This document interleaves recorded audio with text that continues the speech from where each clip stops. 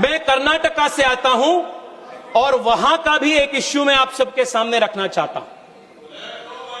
अध्यक्ष जी,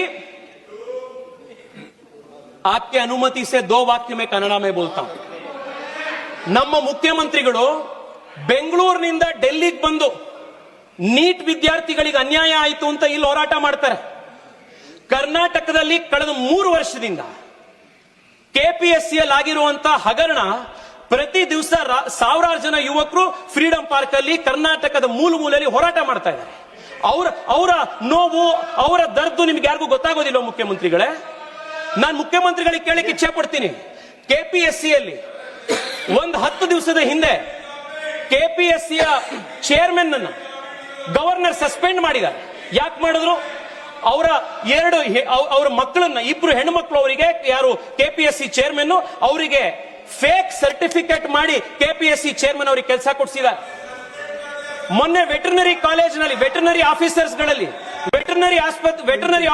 ಗಳದ್ದು ಎಕ್ಸಾಮ್ ನಲ್ಲಿ 80 ಲಕ್ಷ ರೂಪಾಯಿ ಪರ್ ಸೀಟಿಗೆ ಹರಾಜಾಕಿ ಕೆಪಿಎಸ್ಸಿ ಇವತ್ತು ಸೀಟ್ ಕೊಟ್ಟಿದೆ. ಅಧ್ಯಕ್ಷರೇ, ಒಂದೇ ಒಂದು ನಿಮಿಷ. ನಮ್ಮ ತಂದೆ ಬೆಂಗಳೂರಿಗೆ ಚಿಕ್ಕಮಗಳೂರಿನಿಂದ ಬಂದಾಗ ತಲೆಯಲ್ಲಿ ಕೈಯಲ್ಲಿ ಕನಸು ಬಿಟ್ರೆ ಅವ್ರ ಕೈಯಲ್ಲಿ ಏನೂ ಇರಲಿಲ್ಲ. ಕೆಪಿಎಸ್ಸಿ ಪರೀಕ್ಷೆ ಬರೆದು ಇವತ್ತವರು ಸರ್ಕಾರದಲ್ಲಿ ಅಧಿಕಾರಿ ಆದ್ರು. ಇವತ್ತು ಅವ್ರ ಮಗ ನಾನು ಇವತ್ತು MP ಆಗಿ ಇಲ್ಲಿ ಬಂದಿದ್ದೀನಿ. ಎಷ್ಟೋ ಜನ ಕೆಪಿಎಸ್ಸಿ ಎಕ್ಸಾಮ್ ನಲ್ಲಿ ಫೇಲ್ ಆಗಿರುವಂತ, ಅನ್ಯಾಯಕ್ಕೊಳಗಾಗಿರುವಂತವರ ಧ್ವನಿಯಾಗಿರೋದು ನನ್ನ ಕರ್ತವ್ಯ. ನಾನು ಅದನ್ನ ಇವತ್ತು ಮಾತಾಡ್ತಾ ಇದ್ದೀನಿ. ಮುಖ್ಯಮಂತ್ರಿಗಳಿಗೆ ನಾನು ಕೇಳ್ತೀನಿ, ನ್ಯಾಯ ಅನ್ನೋದು 2 ವೇ ಸ್ಟ್ರೀಟ್. ಮುಖ್ಯಮಂತ್ರಿಗಳೇ, ಡೆಲ್ಲಿಲಿ ಬಂದು ನೀಟ್ ಪರೀಕ್ಷೆಯಲ್ಲಿ ನ್ಯಾಯ ನೀವು ಕೇಳ್ತೀರಿ ಅಂತಂದ್ರೆ ನಮ್ಮ ಕೆಪಿಎಸ್ಸಿ ಇರುವಂತ ಪರೀಕ್ಷೆ ಇರುವಂತ ಮಕ್ಕಳಿಗೂ ಕೊಡ್ಬೇಕು.